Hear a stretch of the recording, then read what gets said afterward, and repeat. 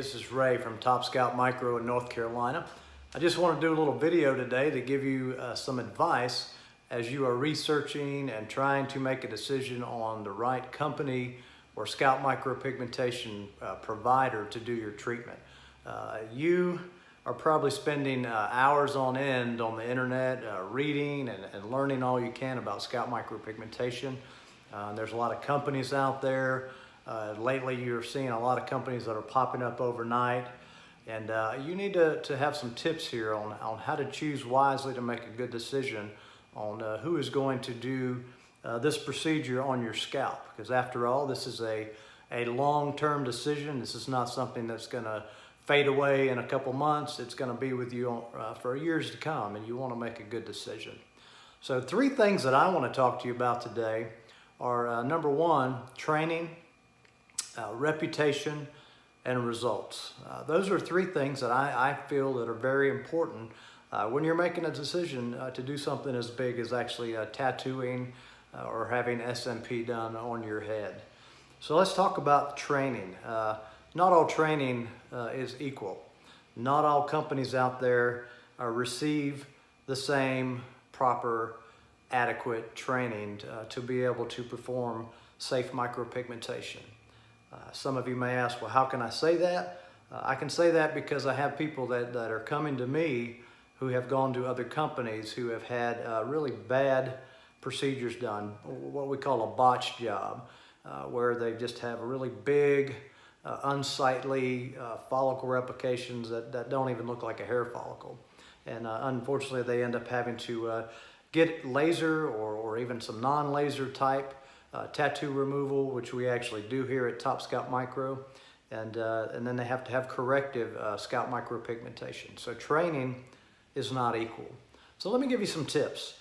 Just as if you were to walk in a doctor's office, the first thing you notice in most good, reputable physician offices, you're going to look around on the walls and you're going to see diplomas, certificates of where they went to medical school, where they did their internship, their fellowships, and got all of their certifications to practice medicine.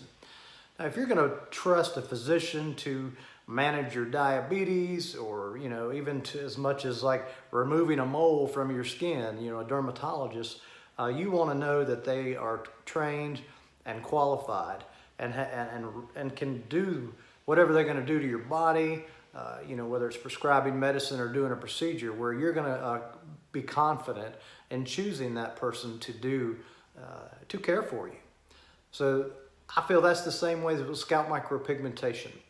If you walk into a scalp micropigmentation office or a studio, whatever you want to call it, and if you look around and the walls are bare and you don't see any type of certificates of where the practitioner trained, if there's no indication of that the client, the practitioner actually had any formal training, number 1 right there, that's a red flag. I would turn around and walk out. You should ask, even if they do have a certificate on the wall, ask them about their training. If it's a company they train with that you don't recognize, I'd ask them, hey, tell me more about this company you train with. Where is it located? Was it an online school? Was it just a 1-day training? Was it even just a 2-day training? Because the reason I say that is that not all training is equal. There are companies out there that are doing just some quick 1-day fly-by-night training, and you've got somebody that has never done any type of cosmetic work or tattoo work or anything, and they complete this 1 or 2-day class, and then the next day they pop up, they open up, and they say that they are master practitioners, and they try to, get your business. So what I mean by that is, listen, you really need to make a wise decision and choose a company who has trained with another reputable company, somebody that's made a name for themselves, and you see that training is proper, it's adequate length, where that practitioner has had time to spend one-on-one time with a master trainer, and that master trainer should have a successful reputation. That reputation is so important. And here's where I want to talk about a little bit more about that. if you've never heard of the trainer that trains your practitioner, if he's not somebody that's made a name for himself in the SMP industry, if that trainer doesn't have a portfolio where his own work is above standard, excellent quality, then why would you want to have your procedure done by somebody like that? I don't want to hurt anybody's feelings, but that makes a big difference. Reputation. When you're choosing a practitioner, okay, we've talked about training, big difference, because again, not all training is equal. Reputation.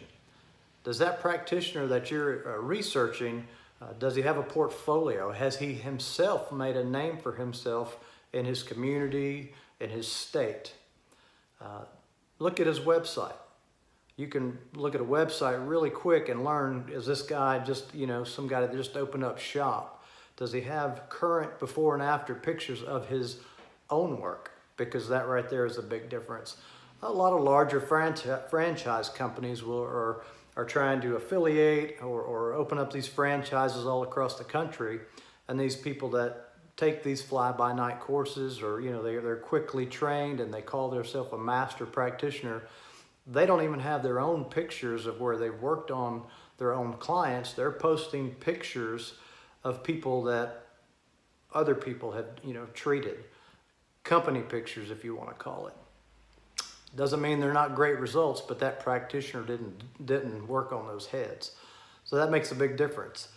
Make sure that practitioner can provide for you names, phone numbers, references of clients that he has treated, he or she, where you can actually talk to somebody and actually get their feedback on what they feel about that practitioner, their experience with that practitioner. Are they happy with their results, or are they not happy with their results? Here at Top Scalp Micro, you can talk to several of our clients that have come through and been treated. And we're happy to share that with you if you're researching and want us to speak to someone. So when you're researching, see if that's an availability, because that's all part of the right reputation. Those before and after pictures, they need to be available. They need to be readily updated on the website, whether it be on Instagram or Facebook. You should have the opportunity to be able to research and see those things of your practitioner. All right, let's talk about results. And again, that goes right along with those pictures. Are they actual pictures of that practitioners, or are they some stock photos, company photos of the company that person trained with that they're using to pass off as their own treatments? Don't get me wrong, I know a lot of people do that when they're starting out, but choose wisely.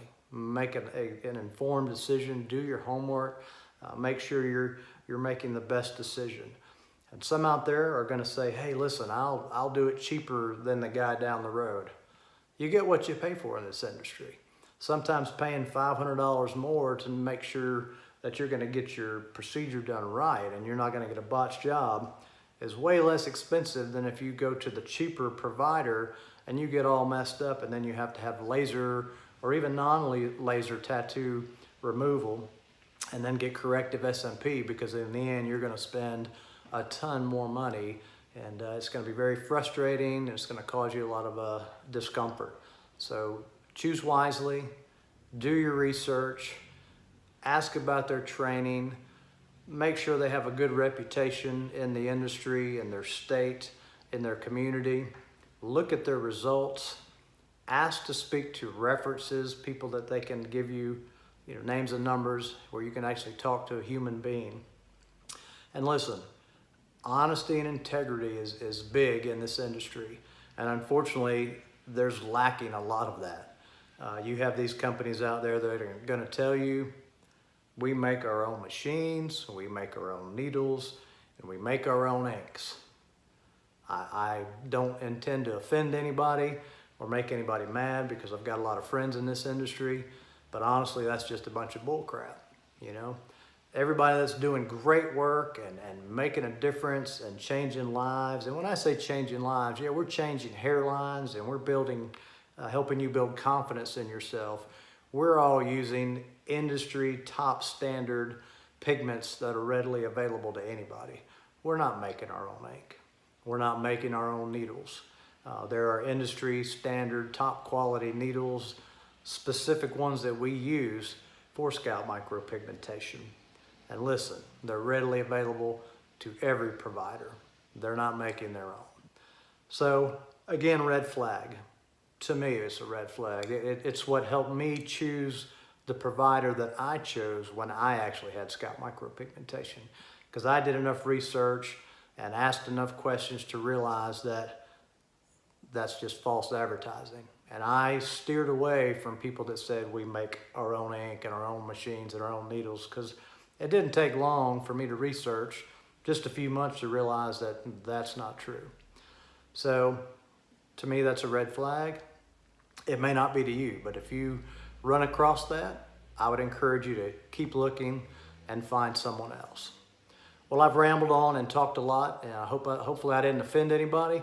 I have a lot of love and support for everybody in this industry. I think there's room for all of us to help people overcome their struggles with hair loss. So thank you for listening. Thank you for taking time to watch this video. I do encourage you and ask you to check us out if you haven't already, topscalpmicro.com, and follow us on Instagram, topscalpmicro. Have a great day.